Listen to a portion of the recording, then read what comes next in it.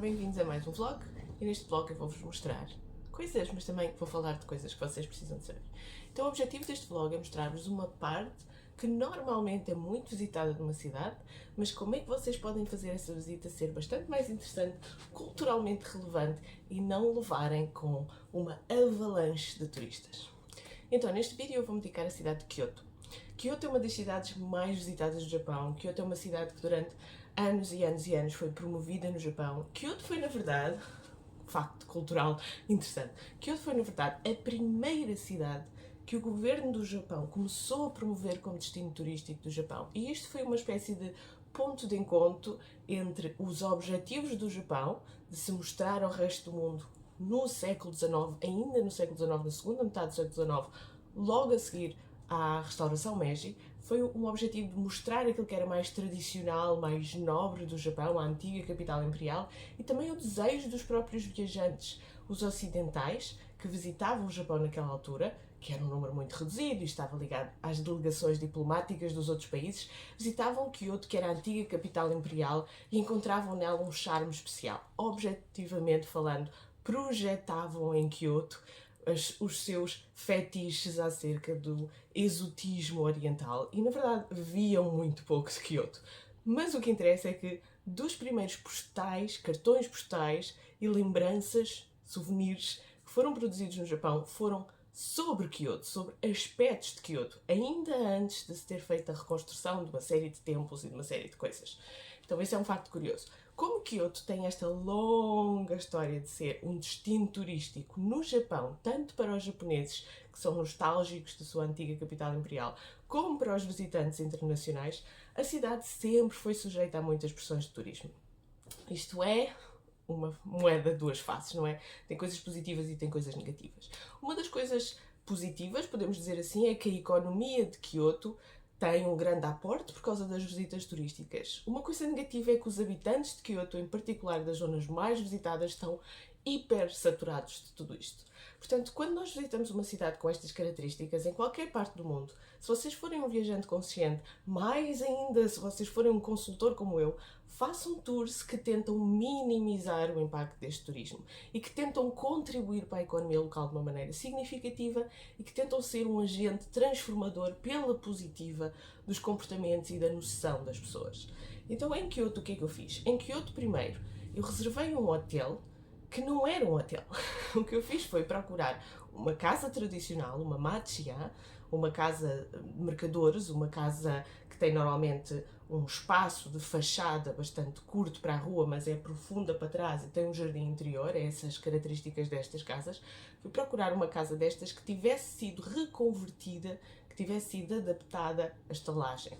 Então, neste caso, quando vocês reservam um alojamento com estas características, vocês estão a contribuir diretamente para que o traçado urbano de uma cidade permaneça, para que se restauram casas que as pessoas já não estão a utilizar. Como as pessoas não utilizam estas casas e é muito caro fazer a reconstrução destas casas para o uso privado, a maior parte delas é simplesmente destruída, deitada abaixo. E fazem prédios horríveis e que não têm interesse nenhum.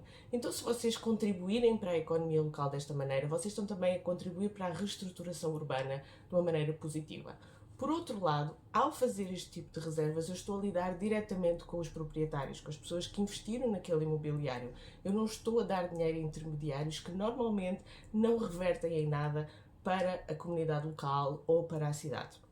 E, curiosamente, foi até bastante mais barato do que outros hotéis em que nós ficamos nesta viagem. Os quartos eram muito maiores, tinham todos os quartos temáticos e diferentes, o jardim interior era absolutamente adorável e eles foram 5 estrelas no check-in. Então, se vocês quiserem saber mais sobre este alojamento em Kyoto, mandem-me mensagem ou façam os meus programas, melhor ainda, que ele obviamente agora vai passar a estar incluído nos pacotes.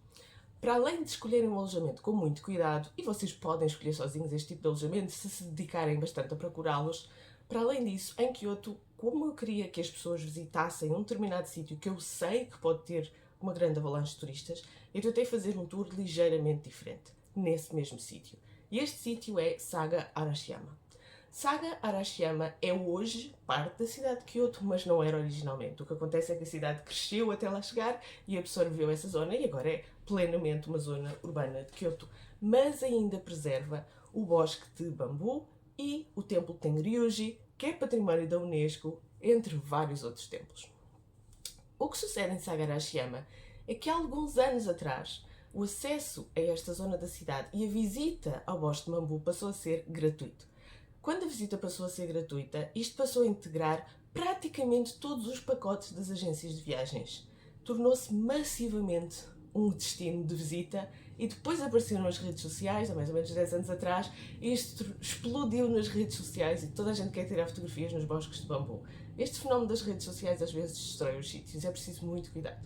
Então há rotas para aceder ao bosque de bambu de Arashiyama que são muito mais frequentadas do que outras.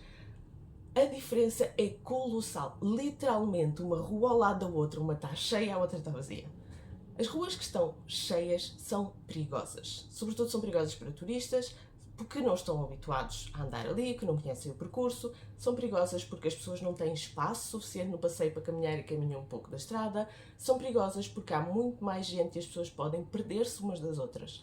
Então recomendo vivamente, se vocês estão a viajar em família grande ou em grupo, em terem cuidado com estes itinerários. A rua de Sagarashiyama, que eu diria que é um não vão lá, é uma rua que é transversal em relação ao rio, faz 90 graus em relação ao rio e é uma rua que está muito próximo da estação de comboio à qual vocês chegam a Sagarashiyama. Então o percurso para lá chegar, que eu acho que é mais prático, é, estando na estação central de Kyoto, apanhar a linha de comboio da companhia JR, que vocês até podem utilizar o Japan Rail Pass se o tiverem para caminhar nessa linha, ou podem comprar o bilhete, também é acessível. Fazem essa linha toda até uma estação que se chama Sagarashiyama, depois saem e procuram um caminho para o bosque de bambu que não seja a rua principal das lojas e dos souvenirs e dos restaurantes, que está cheia de gente, não tem espaço nos passeios, não é agradável caminhar, aquelas lojas de souvenirs não são as mais interessantes, existem muitos outros workshops, artesanatos e coisinhas que vocês podem ver em ruas paralelas e transversais. Tentem fugir daquela. Se vocês, no vosso itinerário, quiserem juntar a visitar um templo budista tradicional e ao bosque de bambu, eu diria que o Tenryuji é uma boa opção. O Tenryuji é obviamente muito visitado, foi classificado pela Unesco, obviamente está no topo da lista da maior parte das pessoas, mas ainda assim não é proibitivo do ponto de vista da experiência. Depende um bocado da hora que vocês vão. Vocês têm a possibilidade de visitar os edifícios do templo e também os jardins, jardim seco, jardim de musgo, vários tipos de jardins diferentes. Podem fazer coincidir com uma época especial de floração, podem fazer coincidir a vossa visita com a época, por exemplo, das árvores a tornarem-se vermelhas, do momiji, dos acers, mas reparem, aí vão ter mais gente. Se vocês forem no final de fevereiro, início de março, vocês vão ver simultaneamente a floração das ameixeiras, ume, e a floração das primeiras sakura, nomeadamente as kawazu sakura e outro tipo de sakura que florescem mais cedo. Porquê? Porque, obviamente, as pessoas que estavam a fazer a arquitetura do templo e a tratar dos jardins tentaram plantar as ume e as sakura que florescem mais cedo lado a lado, para florescerem ambas e enquadrarem a arquitetura com esta beleza especial da floração. Então, sim, são coisas que se podem visitar, tenham muito cuidado nos percursos. Neste vídeo vocês vão ver filmagens reais das pessoas a visitarem estes circuitos, da maneira como eu fiz para eles. Vão ver também alguns outros turistas nestas fotografias, nestas filmagens também. Não vão ver as ruas principais que nós não passamos lá. Também mostrei aqui uma casa de chá que eu acho que é muito interessante, que lá está, é um bocadinho retirada da rota normal. Vocês podem visitá-lo como casa de chá ou podem visitá-lo como sítio para tomar refeições. As refeições lá também são de muitíssima boa qualidade, mas atenção, só podem ir assim até 6 pessoas de cada vez. O sítio é mesmo muito pequeno, sem dúvida não dá para mais de 8 pessoas e provavelmente vocês vão ter que ficar em mesas separadas. Não há nenhuma mesa que seja muito grande, vocês vão ter que ficar separados uns dos outros ou então esperar que vaguem 2 mesas para eventualmente vocês se sentarem ou comer ao balcão. Não vale a pena ir em grupos grandes, eles vão recusar dar-vos o serviço se for um grupo grande, porque eles não podem acomodar-vos ou então não podem encher o restaurante só com vocês. Outra coisa que eu vos recomendo é que neste tipo de restaurantes ou casas de chá tradicionais não permaneçam lá mais do que o tempo estritamente necessário para tomarem a vossa refeição, ok, eventualmente usarem os serviços de casa de banho, falarem um bocadinho, mas não façam sala ali, não fiquem ali. Porque as pessoas precisam de render a hora do almoço e servir mais pessoas na hora do almoço. E os visitantes, maioritariamente japoneses, neste sítio só havia outros comensais japoneses, que chegam e veem que a mesa está cheia e eventualmente vão ter que esperar, saem dali e vão procurar outro. Então eles perderam aqueles clientes. Não façam um estabelecimento de restauração que vocês gostam, estimam, perder clientes por causa de vocês. Se vocês gostam deles, se vocês querem que eles tenham sucesso, se vocês querem apoiá-los, comam depressa e sigam o caminho. Ok? É assim que funciona aqui. E eventualmente recomendem a outras pessoas, como eu estou aqui a fazer. Espero que este vlog vos inspire, quer a planear as vossas próprias viagens, quer a fazer entrar alguns conceitos acerca de como fazer uma utilização consciente do património cultural e serem um turista mais responsável.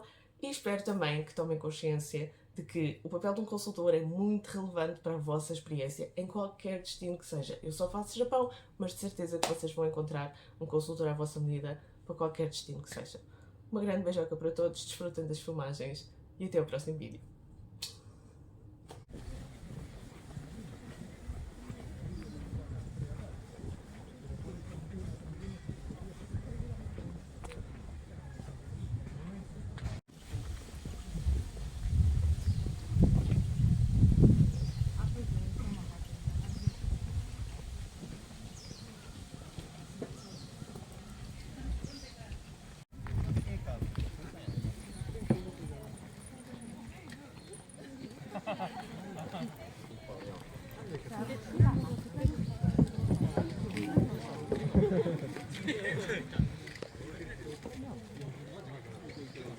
Tá bom. Pode tirar. Tudo pra mim. É isso mesmo.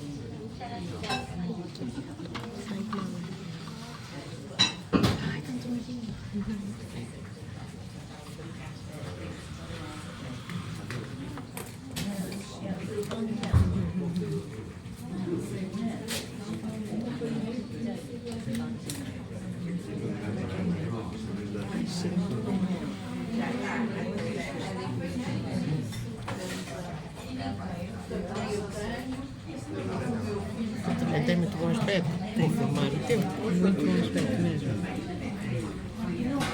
Caseirinho.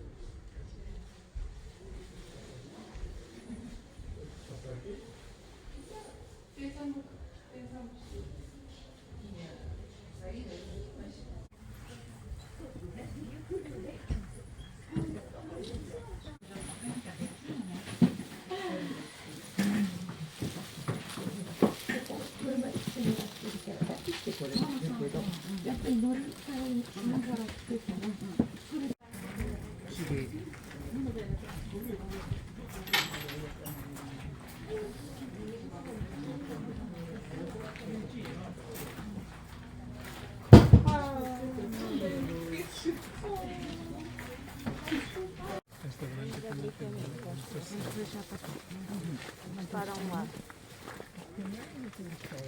Mas o Daphne, nós temos já conhecido também.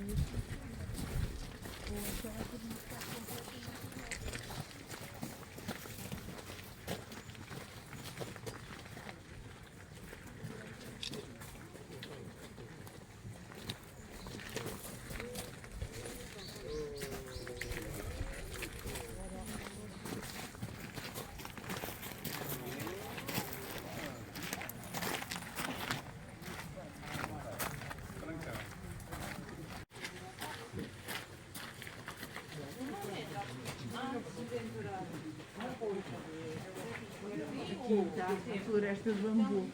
Vamos dar vários. Isso é que não tem. Olha aqui.